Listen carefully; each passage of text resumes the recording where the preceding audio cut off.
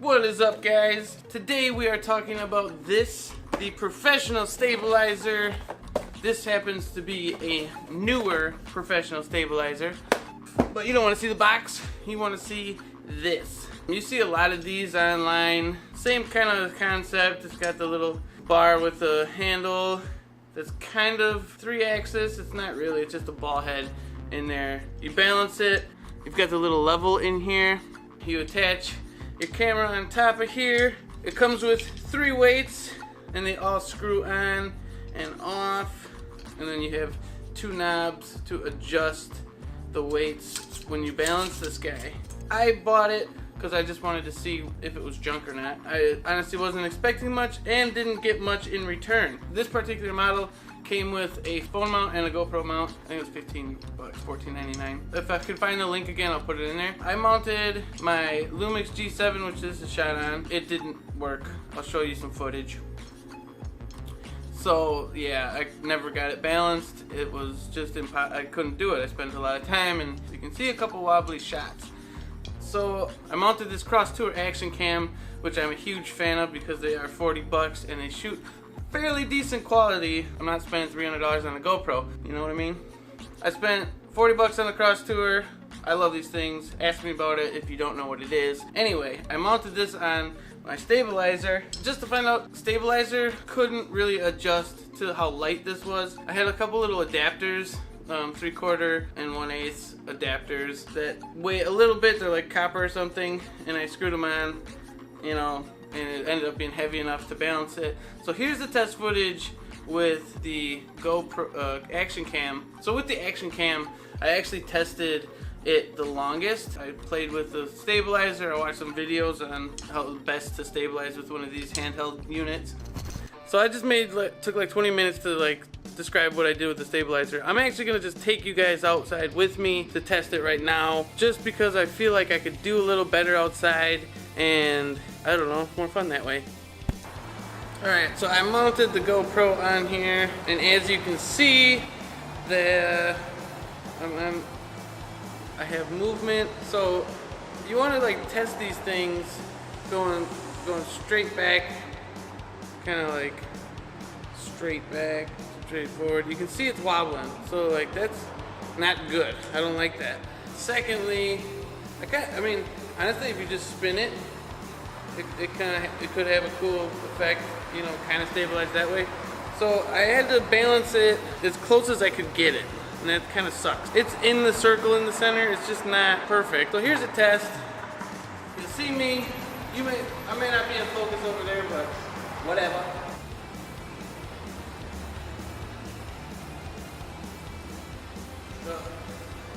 So it's really shaky. We're trying again. You'll see it.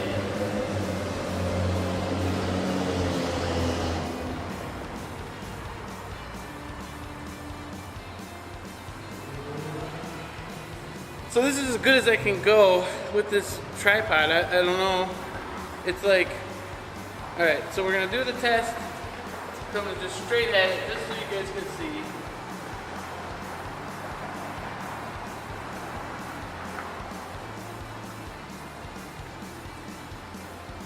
It's kind of hard, man. I want to make it exciting for you guys, but I can't figure it out.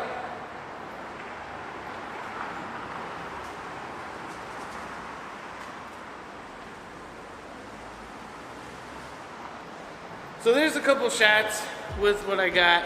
It's really hard to walk smooth enough for it not to bounce, and I feel like a good quality stabilizer is not gonna rock so much. It might rock a little bit, but with a 3-axis, with the right hardware, you're not gonna have to deal with such stabilization issues. So here I come. I'm gonna just do a complete 360 around the camera, as stable as I can go, and I can see that there's definitely some wobble. Ugh. Part of it's me. I know part of it's me, but it's there's some of it that I can't just hold on to this thing and walk. I mean, if I did that, I might even be more stable. Here's my thumb.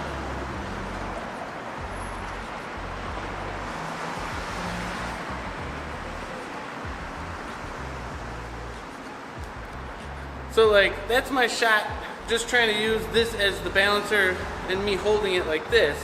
And I just feel like it's not worth 15 bucks even to have something that it adds weight, so maybe it's more stable for the weight.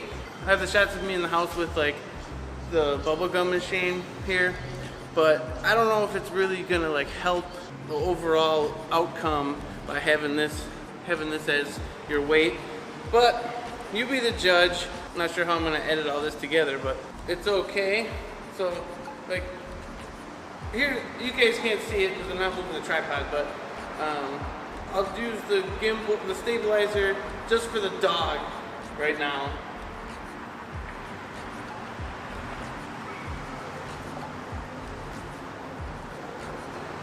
It's so junk that, like, if you tilt it, it gets locked here. It just constantly wants to move. I'm sorry that you guys can hear the rush hour traffic, motorcycles and whatnot, but I don't know.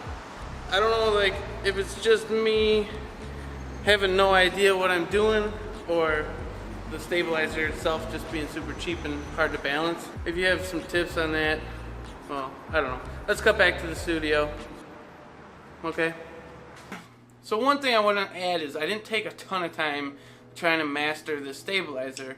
I had some serious difficulties with it, so it just wasn't easy to balance, and it wasn't easy to operate because it kept wanting to spin and tilt and stuff. So I might be like biased because I couldn't learn it right away. But that being said, I kind of want products I buy to be usable, fairly easy to master right away. That is my spiel there. For a budget stabilizer, you might want to spend more money on a better one. I literally just bought this because it was the cheapest one.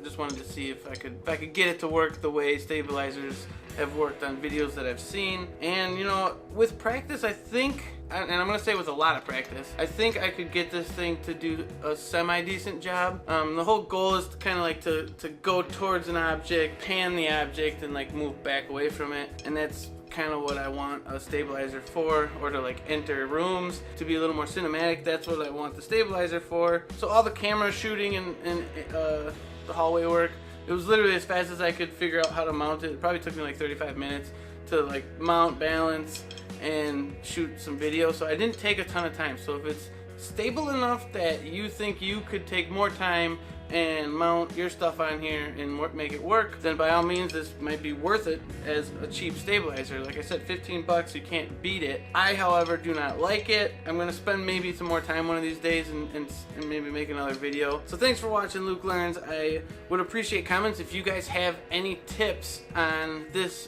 particular model. If you bought it and had better results, please send me a link to that. I'd love to watch it, see how you did it. I wasn't successful, so you know, there's that. But thanks for watching. Please like and subscribe, comment, give me some feedback. If you found a stabilizer that's budget friendly and works for you, please let me know. All about learning here on Luke Learns. This is the learning side of a cheap stabilizer. Take it easy, Luke out, Luke deuces.